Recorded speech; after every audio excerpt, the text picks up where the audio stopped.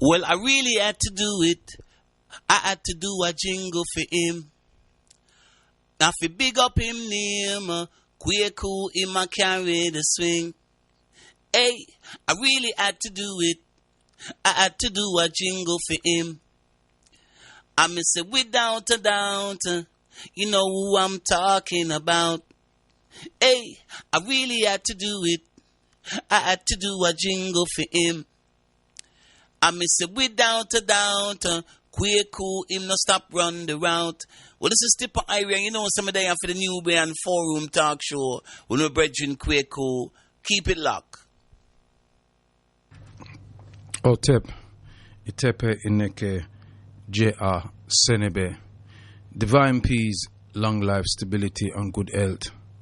Akwaba, in the name of the creating force of the universe, the omnipotent being, that which is greater than ourselves. The omnipotent creating force that lives within inside us.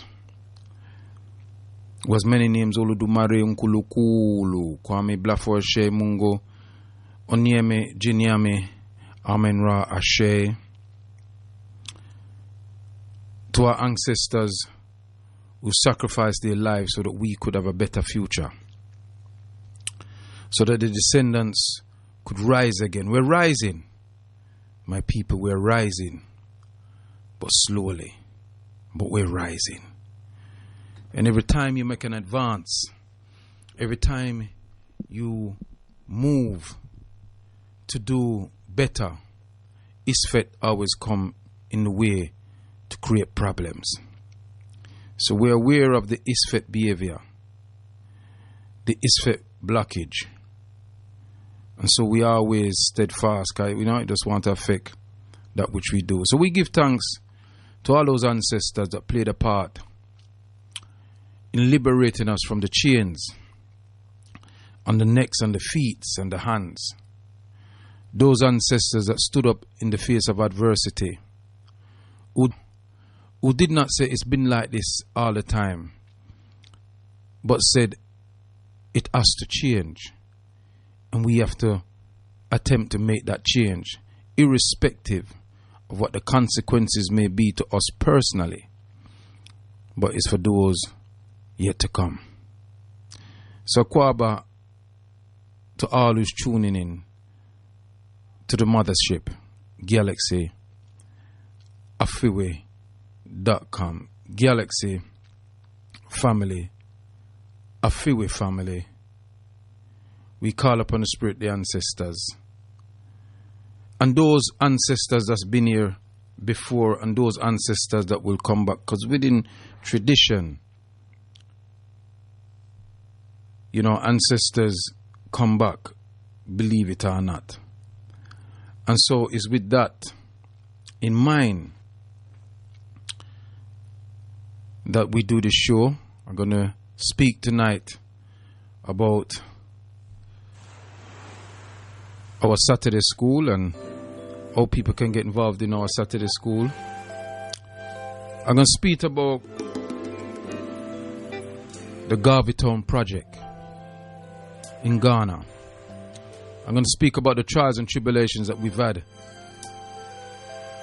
with this project, you know, in trying to develop it and bring it to fruition, and the stumbling blocks and the infiltration that has happened to us by people that actually look like us. So Galaxy, tune in, get your pens together, +44 207 193 0174 +4407 377 920703, the text and WhatsApp number. It wasn't working earlier, but it's working now. Send in your texts and let me know that you're tuning, you're locked in. There's a whole heap of texts here, whole heap of WhatsApp here. This is from the previous shows earlier. I just want to big up Dr. Abo, big up Sister Madge, Kwame in the hospital. I know you're tuning all time, my brother. And Chief Procumbabai. What a beautiful show this morning with you and this afternoon, my brother. I feel like Galaxy is rising. rising. Yes, you're in tune to the New Burn Form People's Talk Show, live on Galaxy Afluid.com. Big up on yourselves. You know, we had a very spiritual moment this morning and this afternoon, and I feel the spirit moving in Galaxy, moving like a shockwave. And ancestors, it forced us to look at ourselves. The show that Chief presented called Emotions, and I myself have to learn to control some of my emotions. There are many, but it's beautiful. Rise Up Construction for the last 3 hours of beautiful reggae music. Catching Black here next week, same time, same place, 3 p.m. to 6 p.m. People, we have to do things. Yes, we must talk, and we talk a lot on this radio station, but we do as well. We have to do, and we have to assist. I don't know how far or wide, I'm not sure in the world people's listening to Galaxy, but you know, African people globally, we're under attack by our natural enemies and by the corroborators, infiltrators and traitors. Big up yourself, Sister Noah. I see a missed call. Big up all the Galaxy presenters, each and every one. Big up management team, engineers, and the ancestors them who is watching over us. This show is sponsored by the one and only African Development Enterprise, ADE, photographic services and printers and designers. 48 Riley and Peckham Indoor Market. Just ask for Devon, our brother Delani, and Sharp Photographies, and you'll find us in the market. Big it up, support that business, because it's always a major supporter this show and Galaxy. Rise up on yourself, African Development Enterprise, a business, a true black business that supports the community, and the official sponsor also of Nubia African Community Foundation School. Yes, many of us have been here before. Some of us have what we call deja vu, meaning that we've been here before. And so this evening, before I start, I'm normally set up the Facebook. I'll probably set it up in a minute. I want to go over something that I got to do something, people. So my apologies. So while the others make this tune continue, let me set something out. Hotep. Yes, Hotep people. Black Widow no. Black Widow no black people. And just before I start the show, there's something that I want to say to our people. You know, unless we do things, we're not going to get nowhere in life. I'm black on the Facebook now, so I'm on the Facebook. Just log on to Kwaku Bonso. You can see me live in the studio. You know, Dania, and a lot of things were said in the show earlier between Chief and I, and there's some WhatsApps here, and I will read those out. But we have to move forward. See, our community is under international attack. Our community. We are under international attack. We're not under local. It's international. It's local. It's national. It's global. And if we don't prepare somewhere for our children to go, be it where we live or be it where we intend to go, the future is bleak. Our children is our most precious commodity. Your children are your most precious commodity to any society. It is the future of the society. It is the lifeline of the society. It is the blood that flows through the vein of the society. It is what keeps the society and the human species continuing. And if we as Africans don't draw our foot them up, stand up like men and women, even if it means our lives, then the future for African people is quite bleak. I don't claim to know everything. I don't know much things. But one thing I do know is that we have the ability and the capability to do this. We can do it. There were those that was captured on plantations that thought they couldn't do it. But there was those with the spirit that we carry that knew that they could do it. And so now here we are, having Facebook connects, internet connects, and communicating with each other over communication systems internationally. Speaking our mind, our truth to power. Letting the world know that we will not take this no more. Big up the NFAC and their continued works that they're attempting to do in the face of adversity in the United Snakes of America.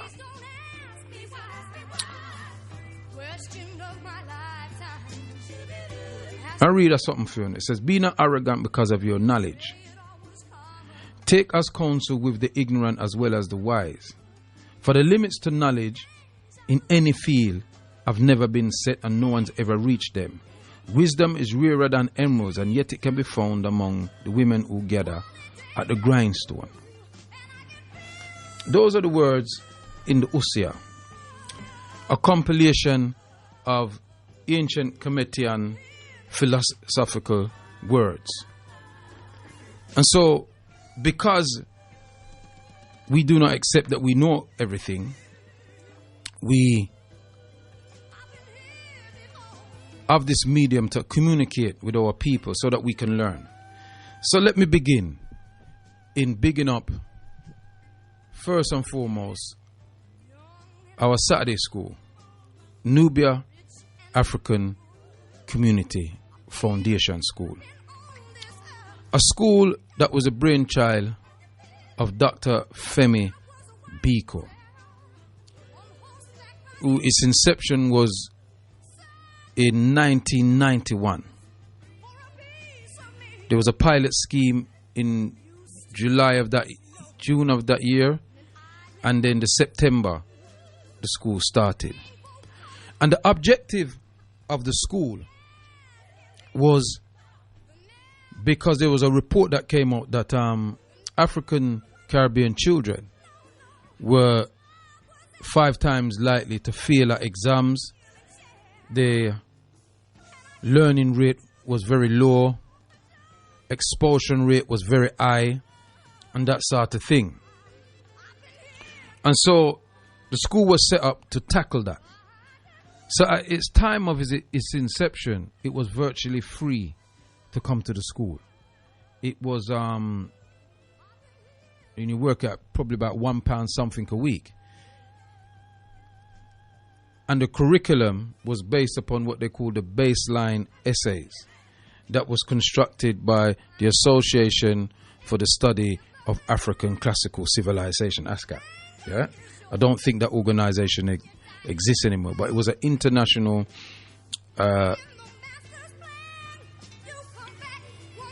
intellectual study of African classical civilization with scholars and activists in the United States of America. And it just became international. And so with those baseline essays, the subject matters were the two main subjects, which is still the two main subjects today, was maths and history. And then we did science, English, philosophy, and eventually we introduced Medinature. And that went on for a number of years, and there was so many people that I have to thank along the route of that. There's so many Sebas. Sebas was the word that we use, and it's still the word we use, which is an and Cometian word for one who helps to impart knowledge or draw knowledge out. And so the Sebas over the years, many that contributed to the development of children. We had many successes with students. We found that most of the students that actually stayed until it finished were quite successful.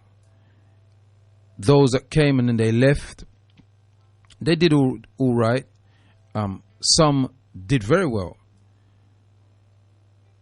But what we discovered over those years, and it wasn't easy, we decided to be self-funded. We didn't want to go for no grants or anything like that from the state, because the state would dictate to you who you have there, what you have there. And our constitution was specific that we're for African and African people only. And we were clear about what type of Africans. We thought about people who would say them born Africa and white people and Indian and all them something there. So we made it clear the people them that originate for the Bantu people them. And anything like that. And none of these people, other groups do. There's a lot of groups claiming that they're Africans now. You know, white people saying, you know, we all descend from Africa. We got that theory and all the rest of it. And that's a whole different subject.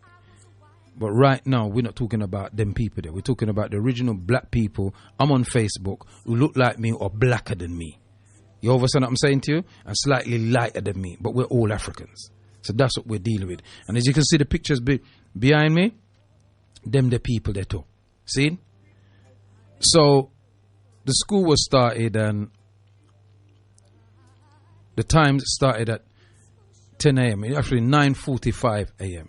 You come, we have an assembly, and then lesson starts at 10 a.m. We break round between the hours of 12:30 to 1, have a lunch break, which was them days, in them early days, it was, you know, children would come with packed lunch or, you know, would do some sandwiches or something like that. But then it escalated to we had people controlling the kitchen. And we started to cook food on site for children. And it's a stable thing that happens with the school now. We cook food on site for the children.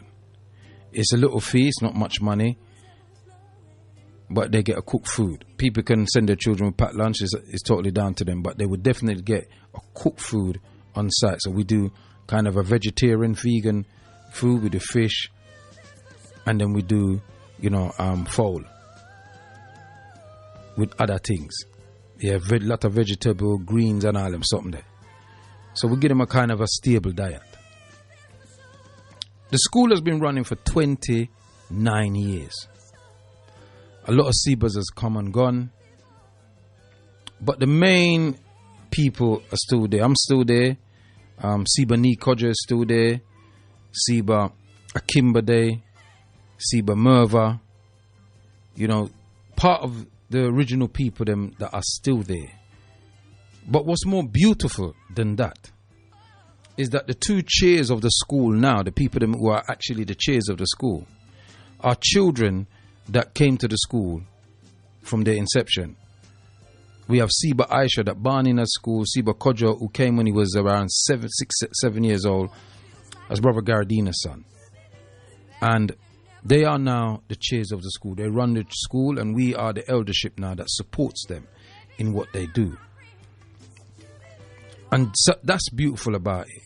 We also had Seba Amusu, who was a student, didn't see out the full term of Nubia, went on a sojourn but came back and taught in Nubia for a number of years as a Seba, teaching communication. We stopped calling it English and we started to call it communication and philosophy.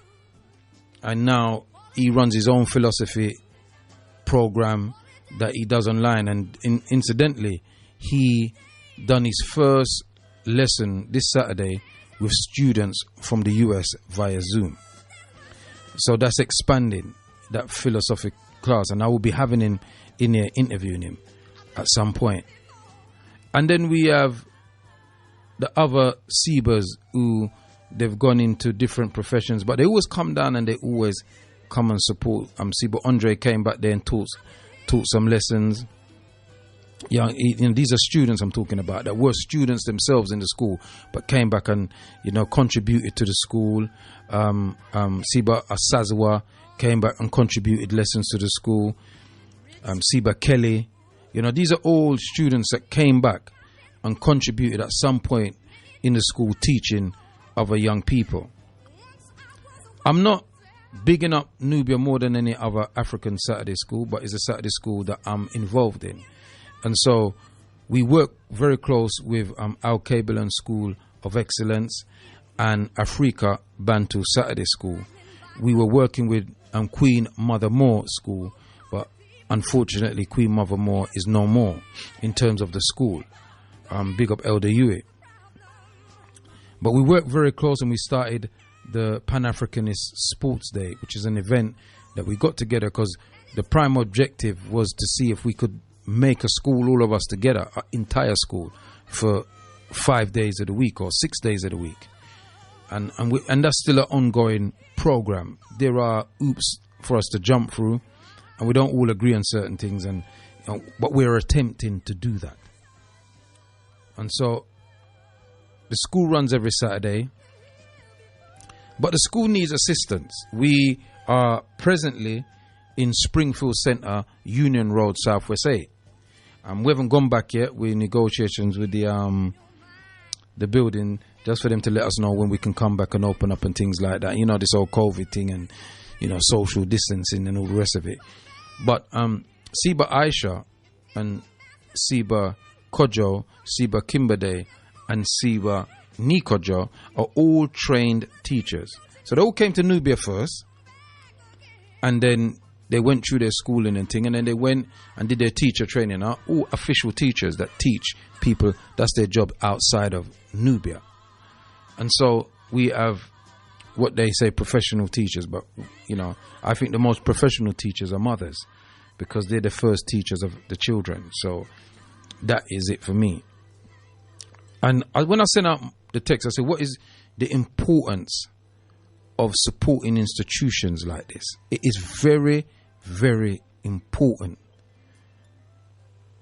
to support independent African schools, wherever you find them. We know there are black people out there that have lots of money. You got loads of it. Yeah, you're rolling in it, mate. But you're not doing nothing with it. You give it back to the very same people you managed to quite cleverly arrest it from in whatever business or whatever, entrepreneurial scheme that you created to build that business and acquire the funds. But you don't generate it back into your own community. Yes, you might help your personal friends and your personal family from a nice home, and you take care of bills and spend a lot of money buying expensive European made cars, and then you die, and then that money doesn't come back to the community. We are saying to you that these schools need help. We need to be independent. We need to know that we don't have to run. And people say, yeah, but you can get in charity scheme and you can get this from charity. Yeah, but they want to come and dictate to you. And we're not into the dictatorship of anything. We're a strictly African we are dealing with, and we're not dealing with nobody else.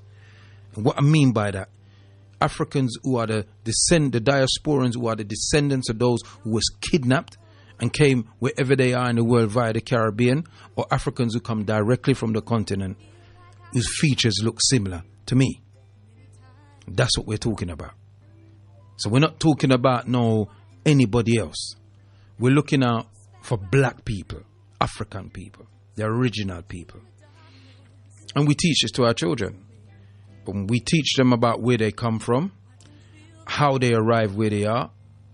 We explain to them the necessity of them to get a good Africation, and to learn information and knowledge from so much of this institution that we live in. Because whether people want to accept it or not, the Europeans stole a lot of knowledge from Africa and they use it to develop themselves. And so they have these institutions of learning that they make it very difficult for African people to get in there, and even their own poor white people to get in there. Because the powers that be want to keep everybody ignorant. And they quite masterfully do it with white people. A lot of them are bigoted. If you heard Chief's show earlier, and you heard that clip he played of this European woman being verbally aggressive and assaulting a brother verbally, you know, it's going around the internet. So they like that, you know, they like that, but they're just stupid and fool. Them don't even know said at them are used for do them dirty work, and them now benefit nothing from it. You understand me? They're even trying to dismantle the social system, where, you know, if you're not working anything, you get assistance. They even try to make that so difficult now for the ordinary person to claim benefits. You know, you need a degree to claim benefits now, where you never before. They ask you 1,000,001 questions and all sorts. It's almost like they're interrogating you. So this is the society that we're living in, and unfortunately, a lot of us live in it. A lot of us is not going to leave it. Some of us like living in Babylon and living amongst the wicked, and we like that. And you know, each to them one, as them say. So if you're going to be here, you have to Africate yourself. You have to learn the knowledge that's in these institutions. I tell my children and my students when I'm teaching them that you do not go to school to make friends. I'm not taking no calls on the I'm not taking any calls on the text number, please. I'm not taking no calls on the text number. And I will open the lines. I'm here to just talk about the things that we're doing. Sending a WhatsApp on the WhatsApp number +44 737 792 0703. You can send your WhatsApp on that or a text, and I'll read it out in a few minutes from now. And so you have to prepare yourself. I tell them that you don't go to school to make friends. You don't go to school to have a good time. You don't go to school to like the teachers, or the teachers them for like you. Yeah? You go to school, there's one prime objective when you go to any of these learning institutions. It's for information. That's it. Those people have something in them head that you need to get in yours. So if it's about mathematics, learn mathematics. It's the most important subject on the planet next to history. Because everything that we do, there is maths in it, and there's a history behind it. And that's why those two subjects we teach at Nubia is the most important subjects that we teach. And so I tell my children them that, and our students. I said, now, about the fact that you might go to school and you might enjoy school, you might enjoy the teacher, like some of the teachers, some of them might like you might make friends and have a good time. That is a bonus, but that is not the prime objective. And so we teach our children that. And, you know, fortunately over the years, a lot of our students that's come through Nubia has done quite well in their lives. They've paid visit. And I don't know if any students, past students, is listening from Nubia. I'm going to open up the line in a few minutes for you to speak about that. And I will ask if any Sebas are listening to call in and tell us about what your experience is, if you was a past Seba or whatever the case may be. But I'm saying to people that we need support. Our school have a website. It's called nubiasaturdaySchool.org. You just go on Google Nubia Saturday School and it will come up, and you log on and you'll see, and you can get in contact with us if you want to bring your children them there to come to the school. We are there. If you want to speak to me, I'm available. You can contact me on muduti@yahoo.co.uk. That's M for mother, U for Uganda, D for Dogon, U for Uganda, T for Tanzania, Y for Ya Santua, yahoo.co.uk. Drop us a line, leave your number, and one of the chairs will get back to you. So that's it with the Saturday School. And that's the reason why we're still there till today. It's something that we do. Because a lot of people believe that people come on the radio or people that organize marches and doing all this thing, that we do nothing else. That like we're just sitting and organizing a march. No, we're not. We're out there doing the field work.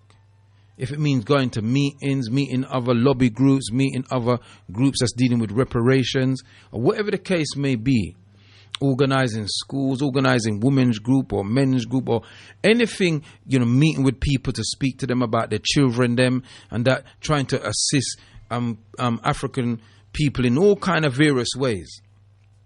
We are doing works.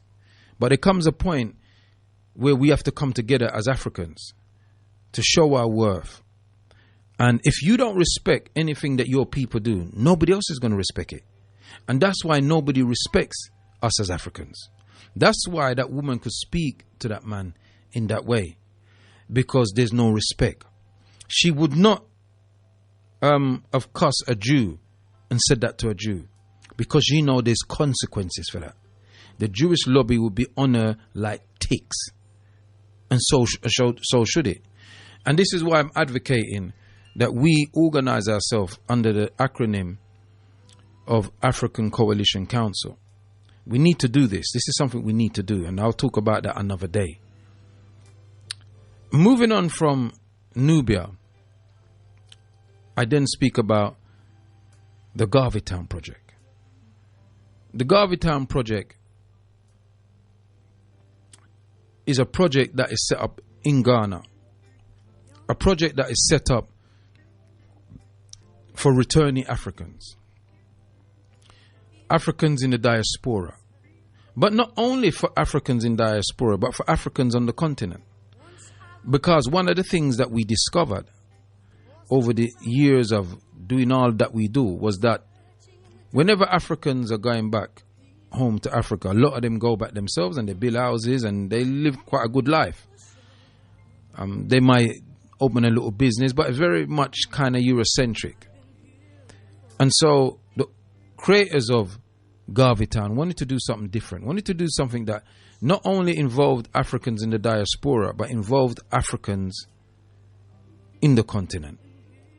And so Garvey Town plan is to have 50% diasporan and 50% indigenous Africans in a town working together for the development of African people.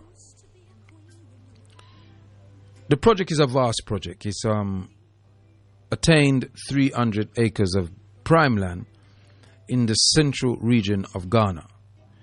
And it's been a difficult fight because the money wasn't there to build this great town, but the vision was there. Nothing is created without vision. And so he embarked on this project, and I embarked on it not from the inception of it. I was going somewhere else. I was going to go somewhere else. And Garadina, Nikojo, Sibanafatari, and others got together to start establishing Garvey Town. But let me just say, Garvey Town was born out of a conference that happened in Barbados. I think it was 2003, I think it was, or 2. And when we had the conference in Barbados, the International NGO Conference of African and African Descendants Against Xenophobia. There's a conference in Durban the year before, and the Africans discovered that, their point of view really is not really getting out, so they decided to have a conference separate. And it's out of that conference that the thing of setting up a project in Africa for African people and Africans on the continent together, to build together for Africans, by Africans, with Africans. I'm dealing with only Africans. It doesn't mean you can't do business with anybody else. You can do business with people. We're in a global village now, they say. So business can be done. But all the businesses that will be in Garveytown will be owned by Garveytown members. Only Africans. No non-African will own any business in Garveytown. And we have to do that because, as we can see, we got supposed chiefs and and them things in Africa giving Chinese people, turning them into kings in Africa. I mean, this is utter madness. The ludicrousy of this is beyond what I'm thinking. People is coming to exploit you. This is what you do. And this is how money is being used to fool Africans. I say to all those Africans who allow that you are the ones that cause us to be in the situation that we find ourselves. You're no different than those Africans who wants to give back invaders land that was confiscated from them by the Zimbabwean government prior to the death of Robert Mugabe. We got these people that they're all, and it shows you how powerful that the white man's ability to psychologically mess with the minds of Africans. There's 2 books that's written on post-traumatic slave syndrome. And, you need to read those books because it actually shows you how they're able to mess with our minds. And so we're more concerned about how foreigners feel than actually the people that we know that looks like us. We have no care for them. We don't care, but, there's no good hospitals, there's no good medical centers, the schools them don't have no roof, and all sorts of stuff like that. We don't care, but long as these people come with their money, their paper money, their fictitious money, it's fiction. Money ain't really, it ain't worth nothing. It's the resources that's in the soil that's worth something. And they come with these money. These people are easily bought, and they give our women to them and prostitute our women to them. And these people are, in the words of Caribbean, them are nigger, dirty nigger, them the people there. And so we decided to work on doing this project here, to try to lift us back up out of the gutter that we find ourselves in. You're in tune to the Nubian Forum People's Talk Show live here on galaxyafriwe.com. And so we intend to build 300 homes. There'll be homes for sale.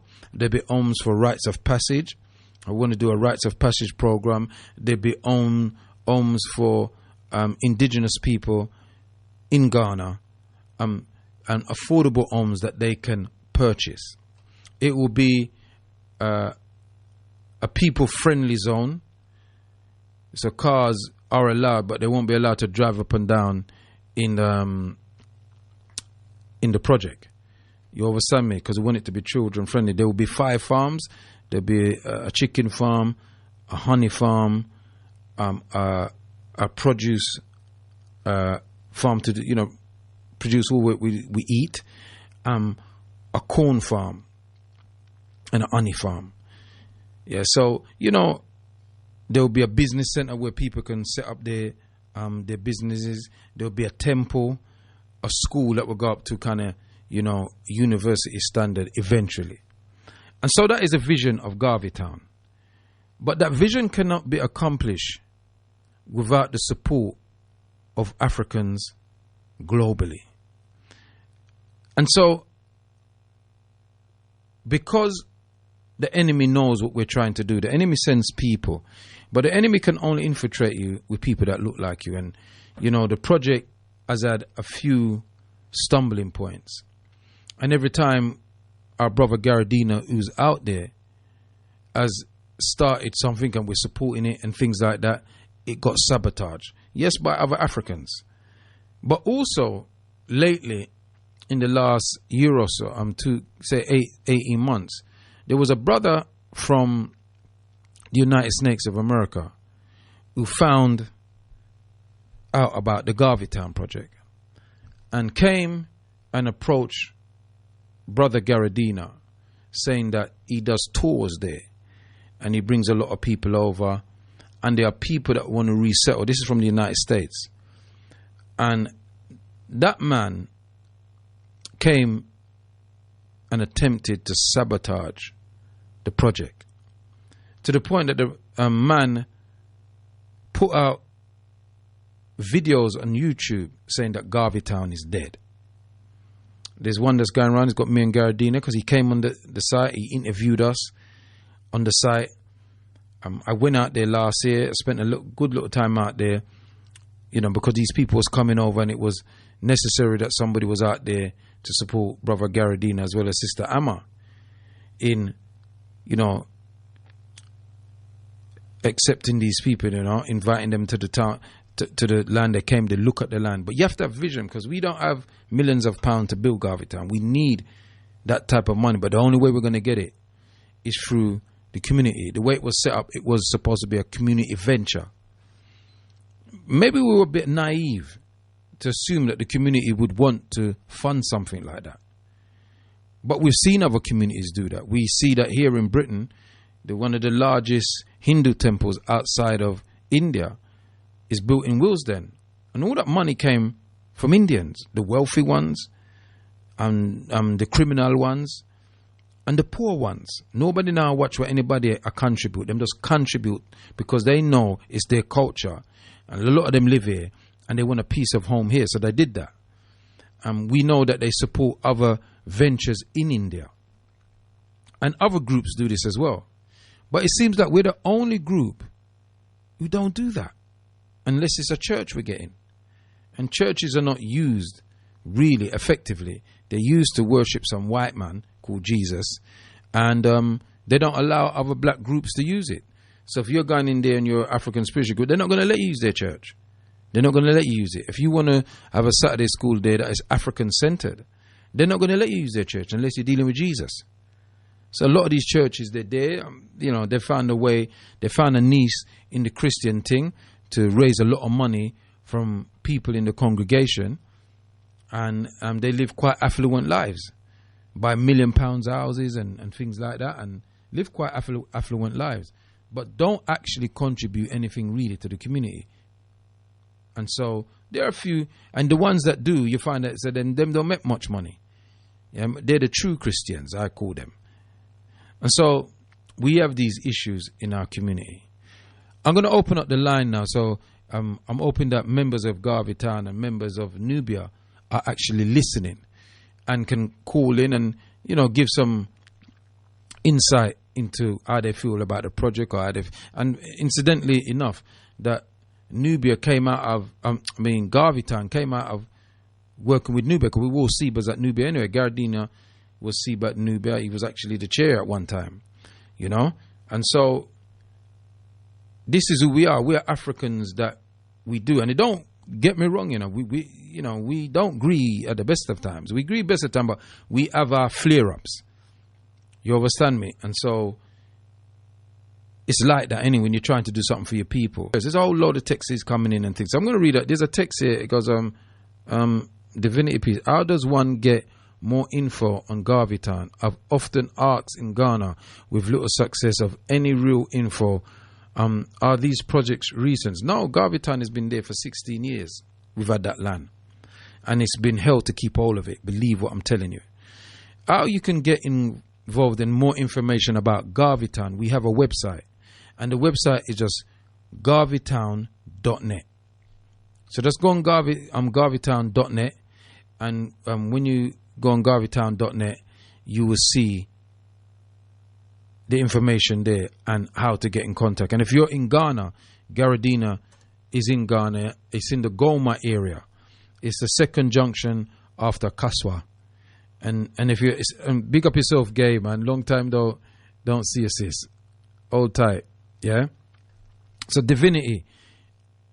When you go onto the site garveytown.net, and then you will see, and there's contact. You can email Garadina. He's in Ghana. Amma is in Ghana, and you can contact them. So if you're in Ghana, you can find them there. And if not, you can email me on muduti@yahoo.co.uk. That's M for mother, U for Uganda, D for Dogon, U for Uganda, T for Tanzania, wife@yasantua at .co.uk. Leave me your number, your contact, email things, and we will get in contact with you and things like that. So, you know, the lines are open.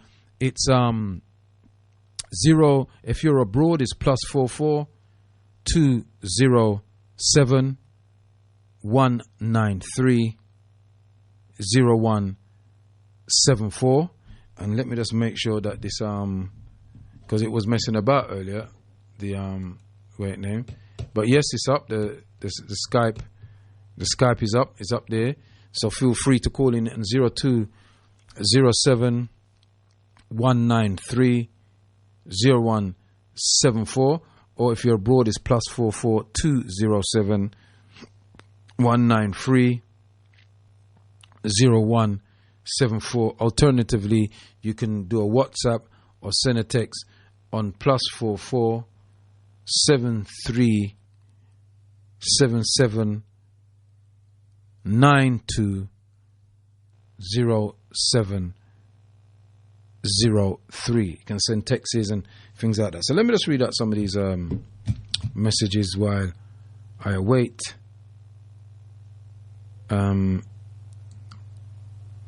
Right. The studio number is not working. 0203. Okay, that was earlier on in Chief show, and I'm going to read out some of those texts from the show by Chief because the internet went down and so the WhatsApp wasn't working. So I'll wait until people ring in, and we was having a bit of problem with the 9, so I'm waiting for people to call in now. And so anyway, afternoon Chief and guest prophet, good show. The emotion that our employees would like us to have is emotional intelligence, to be able to control and be aware of emotions. I must admit, I go quiet if I'm upset, or I might get defensive. In some people's opinion, if I don't agree with something, or if someone dies, I definitely cry. Family especially, or if I know the person, I try to be quick to wrath. Just saying, keep up the good discussion. And that was from the show earlier.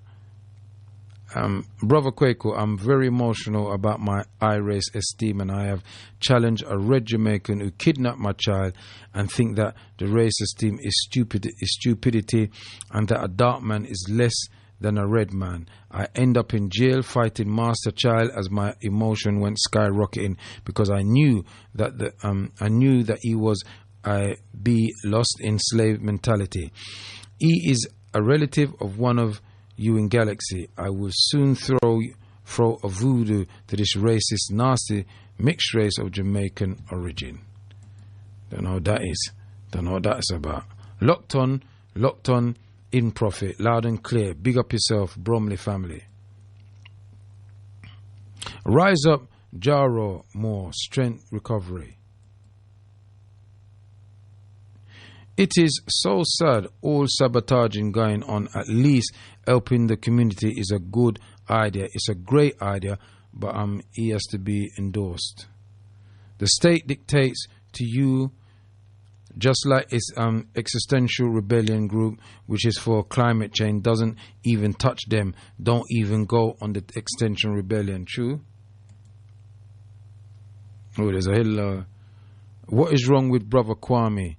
Chief, please forgive Brother Kwame. I was a bit disappointed on when I spoke about West African snatchers as a Pan-Africanist should have been offensive to his brothers and sisters from continent. How is Dr.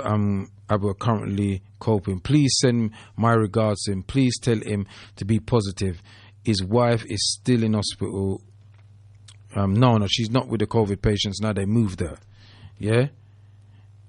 Chief, could you please ask Kwaku what is the illness with Brother Kwaku has been diagnosed? He's got diabetes, and his body's not produce. He's got type 2, and his body don't produce insulin, and there wasn't enough insulin, and something happened. Looked like he stepped on a nail or something like that.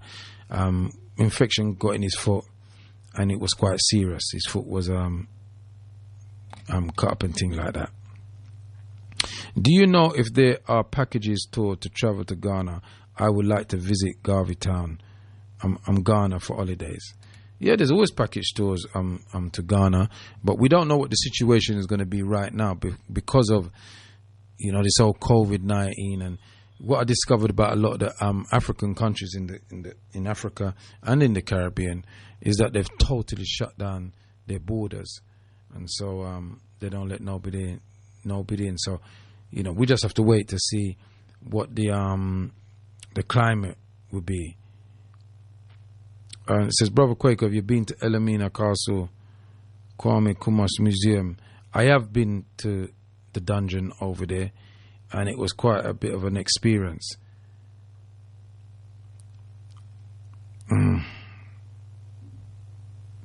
Right, you know, somebody just asked this question, and I find it very strange. It's almost like I think I'm talking a different language. When they say, is your friend currently residing in Garveytown? Is there any community living in Garveytown? I explain to people, Garveytown is their land. And we've got a school there. We've got a little school building, and, you know, a few little classrooms. There is a building on there where Garadina resides in. But in terms of anything else built there, no, because it's a big project. It needs assistance. I mean, what is the matter with you people? I mean, how you expect it to build? So maybe if we'd gone there by ourselves and just build our own little yard for ourselves and things like that, I would probably wouldn't be on the show here today. And to be fair, Otep caller, what's your name and where you calling from? Oh, sorry, Otep. Greetings, my brother. How are you? I'm fine, you know, Brother Kwame. I'm fine. Good. We give thanks. Before I get to my sort of small point, you know, if Brother Kwame has diabetes, yeah, why doesn't he go and, you know, see people like, you know, Dr. Stephen Ferguson, Dr. Matt Walcott? They'll help him. He did go and see some of the herbalists. He did go and see them. He did go and see them. Yeah. Otep. Oh, Otep. Oh, Brother Kwame. Good evening. Brother Kwame, could you just hold, because I got Sister Amma from Garveytown on the air. Okay. Do you mind just holding? Yeah. Yeah, just holding there, brother. Put your phone on mute, beloved, yeah? Sister Amma, enter say. Yeah, Boko. Yeah. Well, this is Sister Amma.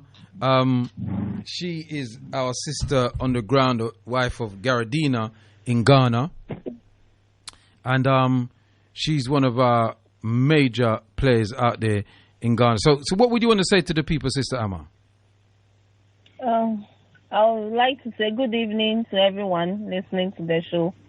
And also, Garveytown, to talk about Garveytown a little bit. I think you've done a lot of the talking, okay? And we need you lot to join the project, to make the project a reality. We've acquired the land is there. But being there and not developing is also another matter. So we need the community to come together and help develop the project, okay? Because we can do all the talking. Mm-hmm. If we don't come together and create something for ourselves, okay, we will do all the talking for nothing. So those with a conscious mind, I believe, should come together and help the project in whatever way they can. Go on, Karen, sister. Karen Amma. Okay. Also, we have bonds that we are issuing to people, 500 bonds, and each bond is £100 per bond. Okay, so anybody who is interested in helping can buy a bond, which is a development bond for 1 year. Okay. Could they extend the bond if they wanted to, sis? Yes, they can extend it, and it's a 10% interest. And so, could you expand on what is the purpose of the bond and why we came up with that kind of thing? Yeah, the purpose of the bond is to do the infrastructure of the site, like the drains, the road, the lights, the water. Okay, so that every cul-de-sac will have their roads and other things, so that it will be easy when people start building. They'll have access to all those things. And in Ghana, what's the best? Because somebody on the Facebook said, "Where is it in Ghana?" They've been looking for it in Ghana. So I presume they're actually in Ghana, and they don't know about it. So obviously they can go onto the website. But is there a number that they could call you in Ghana, and then They could call my number or Siba Garadina number. My number is +233 246 763 or 0241 747 836. Amma, you want to repeat that again and give them the code for Ghana at the same time, and just slightly slow. So sometimes people get a bit difficulties in writing down the number. Okay, the code for Ghana is 233. Okay, so you drop the 0 and then you add the 0 + 233. So my number is 0241 747 836. 0241 747 836. Or 027 037 9412. And then you start with the +233 if you are ringing out of Ghana. If you're ringing out of Ghana? Yes. Okay. You add the code, the +233. All right. You know what I wanted to do as well while I got you on the air? And where's Garadina? He's right I'm here. Altep Siba. Also, I'd like to correct something. Yes. You said it. And our borders are opened. Oh, it's open now, yeah? Yes. Couple of days now. It was open couple of days when the president had the speech. So our borders are open. Okay. Well, that's good. So the borders what are the restrictions for traveling to Ghana now? What was said was when people come, they've put measures in place that they are going to screen people to make sure that they don't have the COVID. And apart from that, you are okay. There's no quarantine anymore. They screen. So when they screen and you have symptoms, then you will be quarantined. Okay, so there's no quarantine now. No. So all right, when they say there's no quarantine, does that mean that people who have been tested for COVID, where they're coming from, if it's proven that they didn't have the COVID when they left, then they're not quarantined? Is that it? No. When they get to our airport, yeah, they will be screened. Okay. So when you are screened and you don't have it, then you're free to go.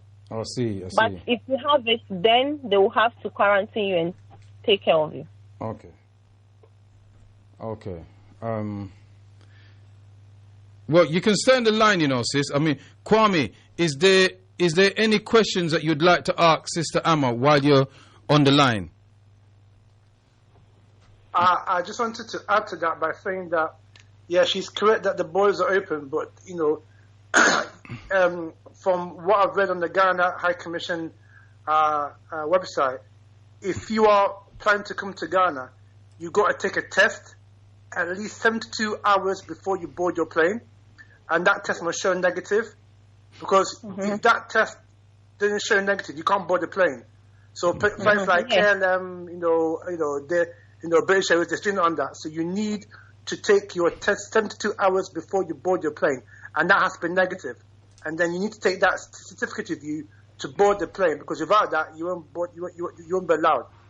And also, what my sister said as well is that when you get to Ghana, you get another test as well. Mm-hmm. You'll be tested at the airport immediately, and that charge is $150. Somebody just sent me that information. Mm-hmm. It's for the, so you get a swab test. So you get a swab test when you arrive in Ghana. They took you to, this is even before you get your luggage. They took you to this place where they can take your swab test, and you get that 25 minutes after you've done your test, yeah? So, like my sister said, if it's fine, then you go. If it's not, then you be sent to one of the specialist units that have been sent to do with people who have tested positive, and that's where you'd be taken, in a security car. I think it's in Sawam or somewhere like that, but they've got a designated place for travelers who do test positive on arrival from the destination where they're coming from. So people have to bear that in mind, and that $150 dollars charge as well for the test when you arrive in Ghana. That is mandatory. You can't say no. You have to take that test, or again, they won't let you even get your luggage, let alone get out the airport. So that's important for the people to understand that, when they if they think of traveling to Ghana, these are some of the things that they must do before coming to Ghana. And then when they get to Ghana, again, you need your $150 or £120, or the equivalent, to take the swab test and then wait for the results. I got a WhatsApp that just come. It says, brother, how do we get these bonds? So how would they go about getting the bonds, Siba? Okay. You go to our website and you click on the bond, and then there's a form, and you fill the form. Okay. Or you call us, and then we go through the process with you. And Amma, for you as a Ghanaian born and bred in Ghana, how important do you think that this project is to African people now and in the future? Okay. There is no such project like this in Ghana. The thinking of the project, what estate developers here do is they get a piece of land, they sell the land off, and then they develop small portions. But they don't go into the structure of the area, like how we have put into place education, business center, medical center, housing, farming. Okay, that is not done like that. The development of the area has been really sanctioned. Okay, and I think that if we get involved and we make this project a reality, it will force other estate developers to do this in this country, because it is very necessary. There are places that you get land from and you build a house and you start having problems, drainage problems, light, water, and all those things, because it hasn't been planned properly. Sometimes you travel far to the market to get stuff for yourself. Okay, so I think this project is very good if we all come on board and we help to make this project a reality. All right, sister. Sister, can you give out the website address? Somebody just asked for the website address. Okay, the website is www.gavitown.net. Gavitown is one word. Gavitown is one word when you are typing. Mm-hmm. Right. Can I just speak to Garadina? Okay. Yes. Otep Siba. Yes, Otep Siba. Yeah, Siba. Can you, in the time that you've been in Ghana, can you tell us about some of the pitfalls that you've had, and explain to the people, because people say, "Oh, how's the project getting on?" Almost like they think we're millionaires. Yeah. Tell them what was the general objective of moving on a project so vast, the reasons for it, and the necessity for it, and the highs and the lows of the time that you've been there, and the disappointments. All right. Right. Let me start first by saying this. Garvey Town is a community project. And I say it's a community project because even though individuals have put their money in, 51% of Garveytown belongs to the African community. And that can't be changed. Yeah? Right?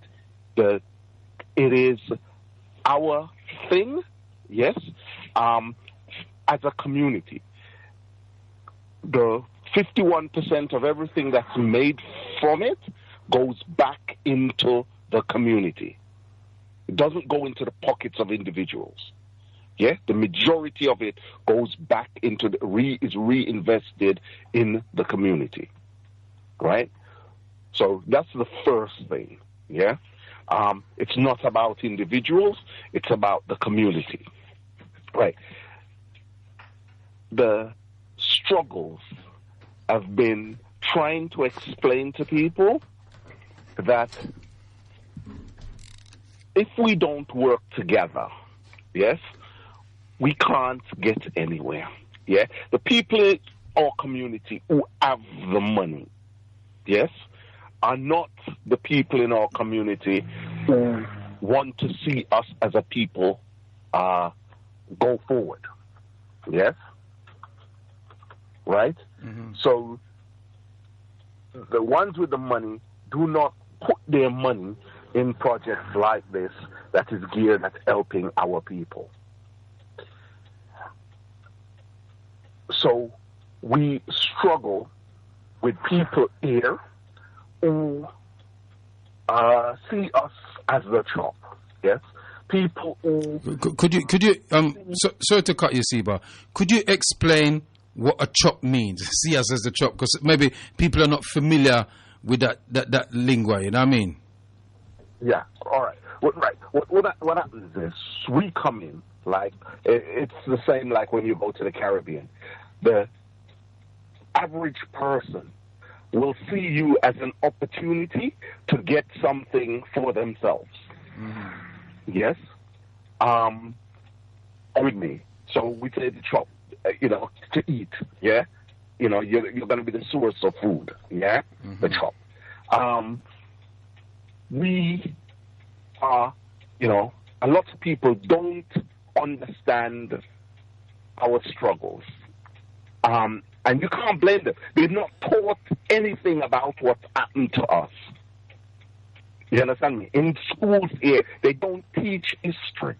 History begins in about 1954, 53, 54, when Nkrumah returns to Ghana. Yeah? You with me? That's when history begins. It's as if nothing took place before that in what they teach in school.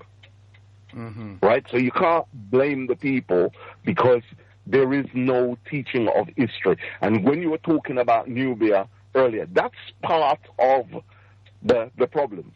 That history, people don't understand here on the continent the need for the teaching of history prior to the coming of the white man. Mm-hmm. Right. So there's a school. There's a school on the project, Siba. Yes. The Marcus Garvey Preparatory School. Could you tell them a bit about the school and, do you teach history there? Yes, right. What we've done is we've mixed history and philosophy together, mm-hmm. and we teach it to the children. Yeah. So we teach them about, our history, about our achievements, and so on. Yes. Our struggles. Yes, we try as best we can to teach the children about the struggle of diasporan Africans. Because sensitization is very important. Yes, so we need a group of people that understand that we and them are the same. I believe we're having some success. When I came to the area at first, they see somebody like me, they shout Obruni. Yeah, which is literally white man. Mm-hmm. Yeah, you with me? And now, you with me? Anybody that come, it's rare when you hear somebody that will use that terminology now. Mm-hmm. So it shows that they're starting to see some link between us and them. Yeah. the school is struggling in terms of its size, and we don't have enough space, the buildings and so on. Yes, because we're in temporary buildings till the project is developed enough to be able to build the proper school. Main school building, the proper school building. Mm-hmm. Yeah, so we're in temporary structures, and it means we don't have enough space. Yeah, but on the other side of it is that educationally we're being very successful in that, at class 6, our children have learned enough to sit the BC, which is where you that an exam that would normally be taken at year 9. Well, year 9 in Ghana. Yes, in Ghana. Okay. Year 9 in Ghana. The children would take an exam called a BC. But our children at year 6 are taking that exam. And passing, by the way. Mm-hmm. So let me ask a question. Is there a way that people can support the school financially in Ghana? Because obviously, Siba, there are people that's never going to come to Africa to live. We just know that. But they would want to contribute. Is there a way for them to do that? Right. Yes, there is. Right. There are different ways. One, Marcus Garvey taught us that when we do things, we should learn to be self-sufficient. Yeah? So one of the things that we said is right. There are opportunities for us to make money running a school. Yeah? So what happens is we will get our community to help to finance the school, and then the profits that are made will be used to give the community a return. Because if we don't persuade our people that they need to support economic ventures, the community parts of those ventures suffer. Yes? So Garvey Town, our Marcus Garvey Preparatory School, offers bonds, yes, so that people can invest in the school. The other way that people can invest in the school is to donate books and other learning materials that would help. You with me? We would prefer that our people invest, buy a school bond, yes, rather than just donate some money to the school. We don't want to become dependent on charity. We want what we're doing to become economically viable. See. Yeah. So if our people invest, it is better than giving. Do you understand? Yes. Because if they say, don't, give a man a fish, teach him how to fish. Yeah. So Garadina, tell me something. Sorry for cut you, Siba.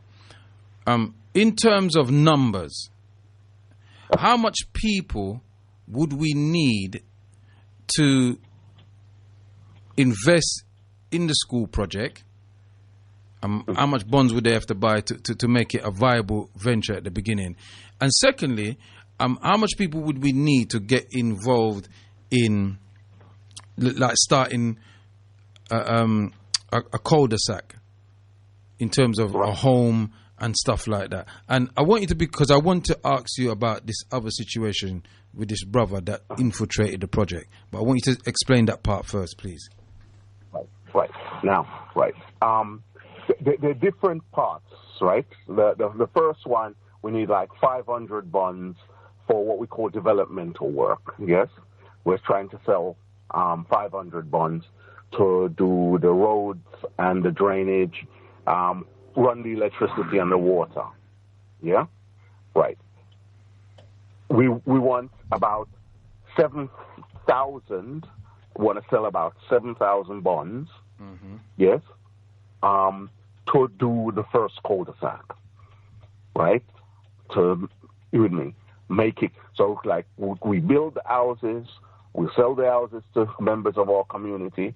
Yeah, we wouldn't have the money to build it one time, yeah, and then the profits from that go to paying the people who invested into doing it. So that's how the money comes back, yeah. The profits are then shared back to all people. You with me? So we're not going to the bank of the enemy to borrow the money, yeah, to do something, and then the profits go back to the bank, to the enemy. Yeah, the idea is to keep money in our own community. And when I say our own community, I mean among African people. Yeah? Right? So that's what the idea is. Right? So for that, the school, the first stage part of the school, we need to sell 6,000 bonds. For the first stage part of the school. That's the lowest school, the two lowest schools, the primary and the junior secondary. Yeah? Right? We need to sell 600,000 to put up their buildings and kit them out properly. You with me? You with me? So the project has been thought out, yes. And like, if someone is interested in investing, you with me? If you got £100 and you want to give it to Garveytown, buy a bond. You with me? Because you buying a bond will help us more than you giving us the money. Because what happens is when you buy a bond and at the end of the year you get back something, you're going to tell somebody else. And it will encourage our people to invest with one another. Garadina, so I mean, obviously, if one person gives, that's not going to really make no inroads, is it? So, what's the minimum amount of people we would need to buy a bond? Just for argument's sake, to start some beginning stages. Right. Yeah. We need to sell 500 bonds. Yes. To get the first stage of this developmental thing out of the way, yes? We need to sell 500 bonds. Now, I can't say we need 500 people, because some people might have £500 that they can invest, you with me, and are willing to invest, yeah? But if we were to think, what we're saying is we want to sell 500 bonds, yeah? So the more people can afford to buy, the less people we need. But you with me? You know, if everybody was just to buy one bond, then we would need 500 for the development part. The housing bonds, yeah, those are the two bonds that are on the market right now, because all the planning and everything for those two things are done. Yeah, the housing bond, we need to sell 7,000 bonds. Yes. So, like, you with me? If we sell 7,000 bonds, then we have the money to erect an entire cul-de-sac. You with me? Ready to have a community functioning. Yeah. Right. Again, because it's a community project. Yes. We don't want to make the community feel like we're gonna lay down and on every day and begging. Yes. So we designed the thing so that our people make something from it. Yes. And them making something from it will encourage more people to invest in community activity. You with me? And it will change the way that we think about certain investment things. Yes. At the moment, if you put your money in a British bank, you're getting about what, 1%? If that. You can get 10% here in Ghana. You understand me? You can get a full 10% here in Ghana. And if it's a housing bond, you get 12.5% compounded. A housing bond's for 5 years.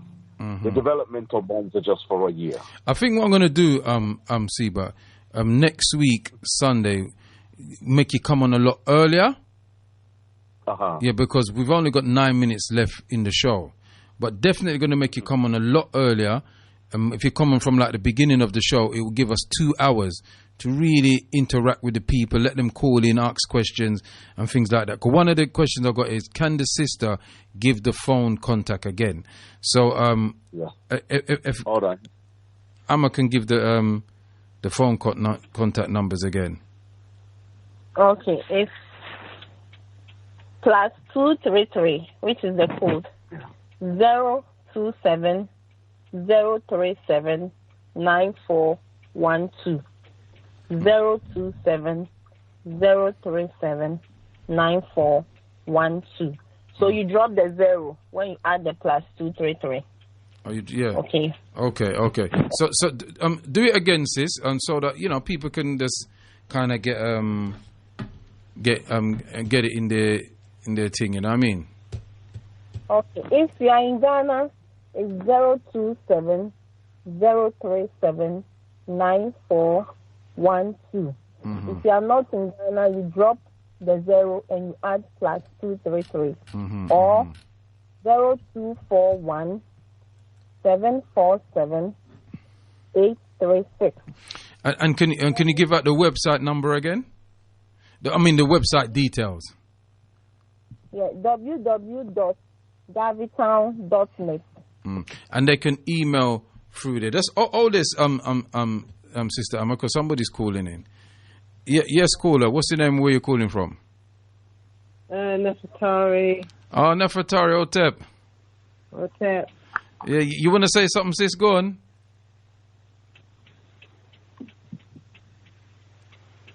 Nefertari. Yeah. Yes, you want to say something? You want to add to what is being said? Yeah. Oh, go on then. Greetings, everyone.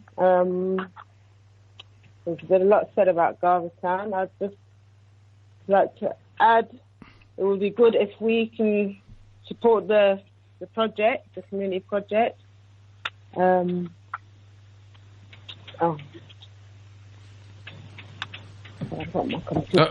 you doing something else while you're talking to us, Siba? No, because I got my laptop and I can hear it. Oh, see, yeah. Going into another room. Yeah, so what I was saying, it would be good if, people will come on board. We've been on this project for a while. It'd be good to get people to come on board, be part of family. The good thing about Garveytown project is, if you want to come down and you want to buy a plot, we work with you.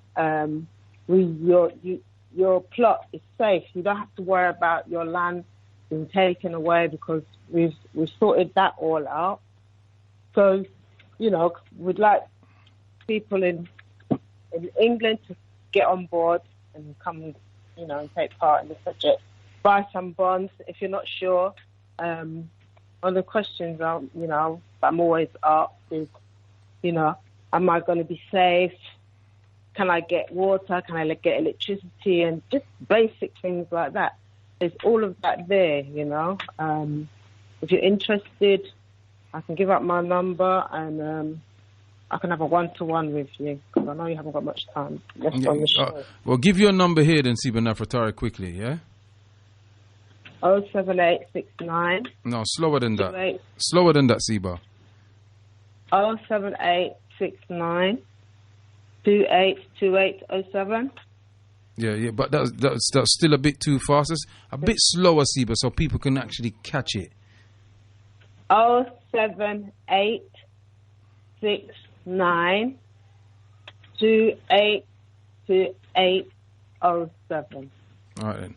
And while you're on the line, you're a Siba Nubia African Community Foundation School as well. So you want to tell them a bit about the class that you do, because you do the youngest class. Okay, so I do the youngest 5 to 7. I've been doing it for quite a while. Actually, my own children started at Nubia. Why I actually got involved and became a Siba was because they taught history, and that was quite important for me. It gave them an understanding of where they came from and where they should be going, and I just got involved. I like teaching the younger ones because you can really shape their minds, and you can have a debate with them, and to be able to make them understand certain things about their heritage, And I suppose part of being part of Nubia has given me that love for actually the project where Garveytown is concerned. Ashay. Well, there you have it, people. We have Amma, we have Siba Nafatari, we have Siba Garadina, all members of the Garveytown project on the line, and also members of the sister school in Ghana and Nubia. So here we are. We are the people we're attempting to do, but we do need, we're community people. So we need the community to assist us. What I've got a text is, Kwaku, can you please elaborate on what the reasons why Africans who are born in the diaspora will never come to Ghana? No, because I don't know. I'm not going to get into that conversation literally about 2 minutes before the show is ended. Prophet Kwaku, just listening to your program, what type of monies would I need to build something on the project, and how would I get there or around if I could not drive? Basically, what can I get for my money, and why can't one or two buildings go up now, or is that there already? Thanks. I think Garadina's best put to answer that question. Did you hear that, Garadina? Yes, I did. Right. Has to be very quick. I've got 2 minutes. Roughly about between 25 and 45,000 pounds will build you a nice house, anywhere from 3 to 6 bedrooms. Yeah. Okay. All right then. And I suppose what we'll do, we'll pick this up on. I'll tell you what I'll do then. It's a bit late for you in Ghana, but on Thursday night I might just come back to this, or next week Sunday I'll come back to it. I'll give it a full 2 hours next week. I won't be late. I'll be here on time, and we will just go straight to it. Sebas, can you say your bye now, because it's coming up to 8 o'clock. I'm gonna have to log off soon. Prophet. Yeah. Go on, taxi driver, very quick. You got 1 minute. Yeah. Very quickly. This is an amazing story. You was talking about the temple in Wilsden. Yeah. All right. Yeah. This is I see this for myself. Right. Yeah. The Indian community, a Pakistani community, that built that building. Yeah.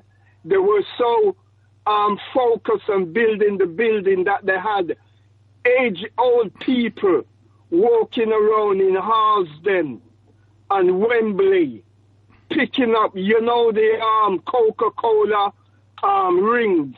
Mm. When you open the Coca-Cola, the rings? Mm. Yeah. Little round things on the Coca-Cola can. Mm-hmm. They walk around Wilsden and Wembley and pick up every, yeah? 1 second, everybody just hold. Listen, look.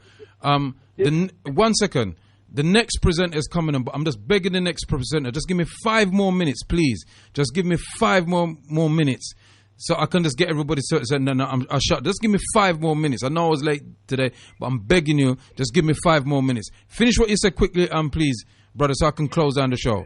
Yes, they went around and collect all those Coca-Cola rings, and they put them on the money, put with other donation, right? And they build that big temple in Wilsden. Prince Charles came there to open it or whatever. I was living in the area at the time. I'm proud to be black, but I'm afraid to say the black people is not as committed to our one another and moving forward like that. Yeah. All right, taxi driver, I know that, and I think all of us have fully overstand that. But good. Are you gonna commit to Garveytown? Sorry? Will you commit to helping and assisting Garveytown to happen in whatever way you can? Yes, of course. Okay, give thanks. In what? Yes, of course. All right then. So there's another caller on the line. Can you speak? You got 1 minute. Okay. Thank you. Siba Kwaku. Yes, Siba. I would like to talk about the plot sizes and the price that we have. Okay, you have Siba. Can you do that in 1 minute? I've asked for 5 minutes. I can't go over it. Okay, we have 70 by 100, which is 7,000 square feet. Okay, and the price is $1,680. Okay, and then we have 100 by 100, which is 10,000 square feet, and the price is $2,400. And then we have 125 by 100, which is 12,500 square feet, and then the price is $3,000. So these are the plot sizes that we have. And then you did mention to Gavidina that the cul-de-sac, how many people will consist of one cul-de-sac? It's 20 plots for one cul-de-sac. Okay. So each cul-de-sac will have 20 plots in it. All right, then. Right, sis. Before you go, can you just give out your contact number again in Ghana and give out the website? We've given them the contact number here. They can contact Siba Nafatari, or they can go through the what's the name, and then we're gonna have to shut down. I got 2 minutes to go, so just give out your contact number, and things like that. Yeah. Okay. Website www.garveytown.net. www.garveytown.net. Okay. And the contact number in Ghana? My number is 027 037 9412. 027 037 9412, which is you add the +233 if you are not living in Ghana. And then the other number, Baragadina's number, is 0241 0241 747 836. 0241 747 836. If you're not living in Ghana, you add the +233. Okay, Brother Garadina, Siba Nafatari, Siba Amma, give thanks. We will do this next week Sunday when I'll give it full 2 hours, and we'll be able to just really take our time and go for it. It won't be a rush. Yeah. Madasi and Nanti Daye.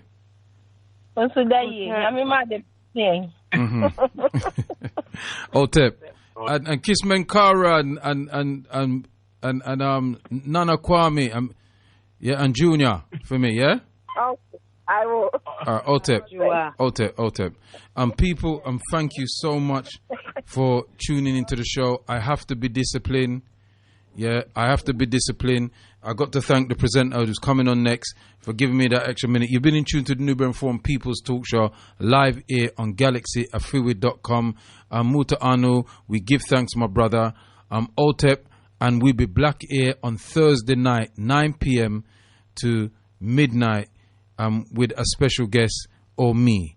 Itepe Ineke J.R. Senebe. Divine peace, long life, stability, and good health. Onete Magba, Tonomafila, Oludumare Jakimba.